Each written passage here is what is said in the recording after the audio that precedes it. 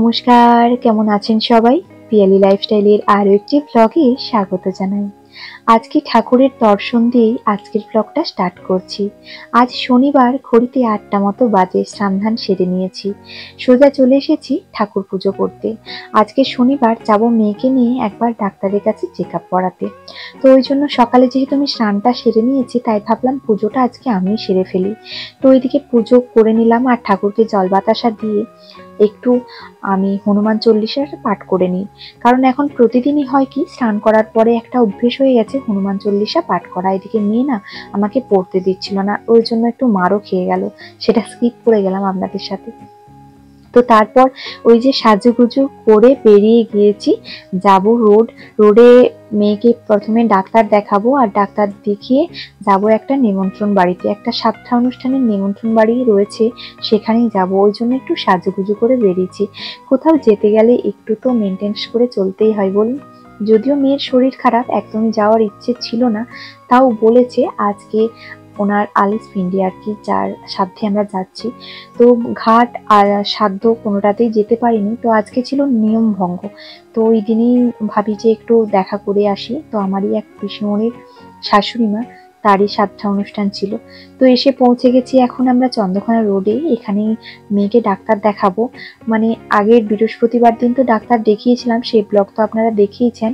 আজকে বলেছিল যে একবার এসে চেক আপ করিয়ে নিয়ে যেতে, কারণ অনেকটা বাড়াবাড়ি ছিল ওর, ওই জন্য। তো তারপর ডাক্তার দেখানো কমপ্লিট করে আমরা এখন বেরিয়ে পড়েছি, যাচ্ছি আমার পিসিমণির বাড়িতে। আর এই যে রেলগেটে এসে আটকে গেছি। কোনোদিন এমন হলো না যেদিন এক চান্সে রেলগেটটা পেরিয়ে যেতে পারি। মানে রোড কি শালবনি, কোনো জায়গায় আমি এক চান্সে রেলগেট পেরোতে পারি না। আর এদিকে চিনিও না কোনোদিন ট্রেন দেখেনি, তো আজকে ও ট্রেন দেখে ফেললো। তো ইচ্ছে করছিল ওকে চাপাতে, কিন্তু ও চাইছিল যে ট্রেনে চাপবো। তো বললাম যে পরে একদিন তোমাকে ট্রেনে চাপিয়ে মেদিনীপুর নিয়ে যাব। এখন তো সেভাবে কোথাও যাওয়া হচ্ছে না যে ওকে ট্রেনে চাপিয়ে কোথাও নিয়ে যাব। তো ভাবছি ওকে একদিন ট্রেনে করে মেদিনীপুর নিয়ে যাব। তো এই তো বেরিয়ে পড়েছি, অনেকখানি পথে চলে এসেছি। এই যে গ্রামের পথে চলে এসেছি, দেখছেন একদম রাস্তাটা কি বাজে, খানাখন্দে ভরা। তারই মধ্যে যাচ্ছি, আস্তে আস্তেই যাচ্ছিলাম, কারণ মেয়ের তো খুব শরীর খারাপ, আর ও একদম চুপচাপ হয়ে গেছে। তারই মধ্যে ওকে একটু দাঁড় করিয়ে একটু ওই প্রাণ লিচি ড্রিঙ্ক যেটা ছিল ওটা একটু খাইয়ে নিয়েছি, কারণ একদমই কিছু খাচ্ছিল না। তো অনেকটাই চলে এসেছি, এই তো একদম বাড়ির দোরগোড়ায়।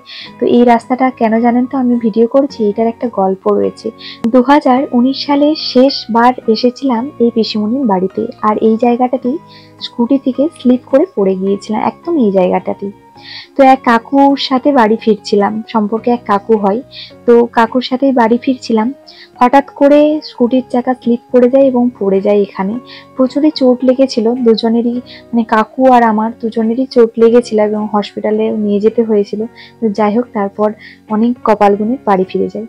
তো চলে এসেছি এদের বাড়িতে, আর চিনিকে পেয়ে সবাই তো ভীষণ খুশি। এখানে তিথি, সঙ্গীত মামা সবাই আগের থেকে ছিল, সঙ্গীতেরই এটা বাড়ি।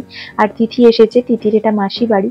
তো এরা এসেছিল, আর চিনিকে পেয়ে সবাই ভীষণ খুশি, কোলে নিয়ে বসে রয়েছে। বলুন কি জন্য আজকে খেতে এসেছি, কার জন্য এ বাড়িতে এসা, তার সাথেই তো পরিচয় করায়নি।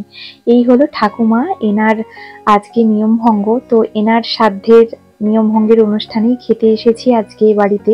তো ঠাকুমা খুব ভালো মানুষ ছিলেন, যেখানেই থাকুন উনি ভালো থাকুন, ওনার আত্মা চির শান্তি কামনা করি। তো এই হচ্ছে আমার পিসিমণির বাড়ি। তো এখন সবাই খেতে বসার জন্য আমাদেরকে যেতে বলছিল প্যান্ডেলে। তো তারপর আমরা চলে এসেছি প্যান্ডেলে। আর এই যে কাকিমা, সুটুন পিসি আর এই যে ঝুনু বৌদি, সবাই এই যে এখানে দাঁড়িয়ে দাঁড়িয়ে গল্প করছিলাম, আর আমরা এই যে বসে গিয়েছি। আর কি তিথি, বোন আর আমি, আর এদিকে চিনি, জানেন তো চিনিকে এসেই আমি খাইয়ে দিয়েছিলাম।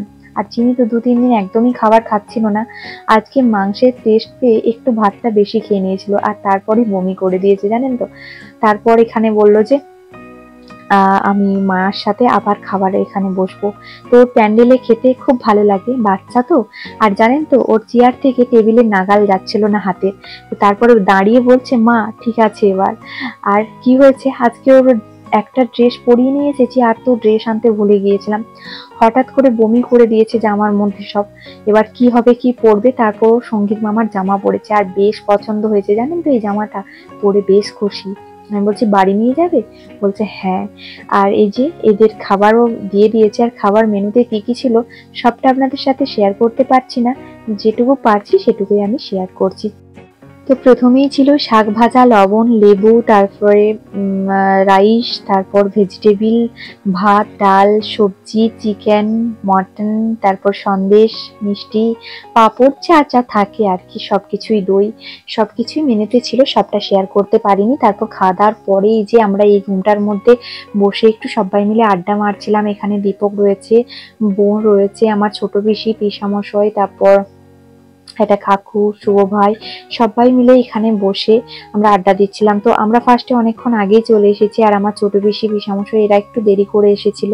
তো এখানে আড্ডা দিই, তারপর এখন বেরিয়ে পড়েছি বাড়ি। চিনি তো একদম ঘুম হচ্ছিল না, আর এই যে চিনি এখন খুব শান্ত হয়ে মায়ের বুকে মাথা রেখে শুয়ে রয়েছে, ঘুমানোর চেষ্টা করছে কিন্তু ওর ঘুম আসছে না, কি জানি শরীরটা হয়তো ভালো লাগছে না মনে হয়। তো এদিকে রাস্তা দিয়ে দেখে দেখে যাচ্ছিলাম, এই রাস্তাটায় কোনোদিনও আসিনি। আর জানেন তো আমাদের এখানে প্রচুর হাতি এসেছে। তারপর এই যে জঙ্গলের ভিতর দিয়ে যাচ্ছিলাম, ভীষণ ভয় লাগছিল, কারণ গতকাল না তার আগের দিন হবে, একজনকে হাতিয়ে মানে মেরে পা ভেঙে দিয়েছে। ভাগ্যক্রমে উনি বেঁচে গিয়েছেন, কিছু হয়নি, মানে একটা পা শুধু নষ্ট হয়ে গেছে। তো তারপর আমরা জঙ্গলের ভিতর দিয়ে যাচ্ছিলাম, খুব ভয় লাগছিল। তো শুভ বলছিল যে হাতি আছে, হাতি আছে। তো যাই হোক, ঠাকুরকে জপতে জপতে মোটামুটি আমরা পেরিয়ে গিয়েছি। তো এই রাস্তাটায় আজ প্রথমবার এলাম, বেশ ভালোই লাগলো নতুন নতুন পথে যেতে। আর এখন আমরা চলে এসেছি, এই তো আমাদের তমাল নদী, আর একটুক্ষণ মোটামুটি 2 মিনিট পরেই আমরা বাড়ি পৌঁছে যাব। জানেন তো, সবাই মিলে কোথাও গাড়ি করে বেড়াতে যেতে, কোনো আত্মীয়র বাড়িতে যেতে বেশ ভালো লাগে। আপনাদের কেমন লাগে বলুন? আমার তো খুব ভালো লাগে।